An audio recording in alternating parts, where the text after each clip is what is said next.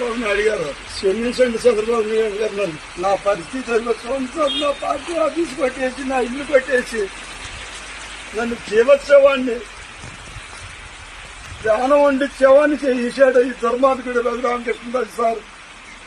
నన్ను క్షమించండి సార్. నేను నా ఆత్మాభిమానాన్ని చంపుకోలేక అమర్ నిరాదీక్షలో కూర్చుంటున్నాను సార్.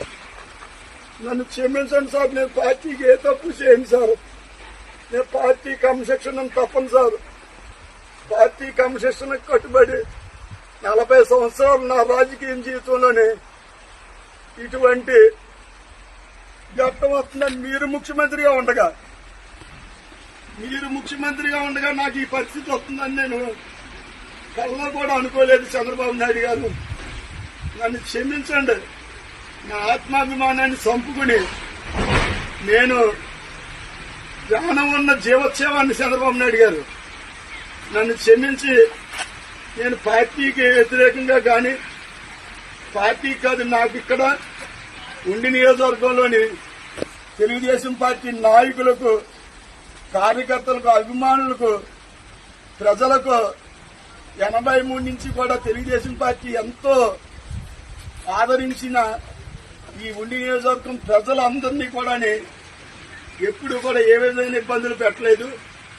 ఈ దుర్మార్గుడు 19 సంవత్సరాల నుంచి 19 నెలల నుంచి పెట్టేటి హింసలు భరించలేక పార్టీని కాపాడుకోవడం కోసం నేను ఉండి నియోజకవర్గంలో తెలుగుదేశం పార్టీకి నాయకులకి, కార్యకర్తలకి, అభిమానులకి, పేదలు ఇల్లు కొట్టేస్తున్నాడు సార్. ప్రార్థనా మందిరాలను పడగొట్టేస్తున్నాడు సార్. సైకోలేక ఎవరించేతనో ఇక తట్టుకోలేక అందరికీ చెప్పాను సార్. ఇండియన్ జోలికి కూడా అందరికీ ఇలా జరుగుతున్నది, హైకమాండ్ డిస్ట్రిక్ట్ తీసుకెళ్లమన్నాను సార్. అందరికీ తెలుసు సార్. జిల్లా ప్రెసిడెంట్ గారికి కూడా తెలుసు సార్ ఆయన చేసి పనులండి.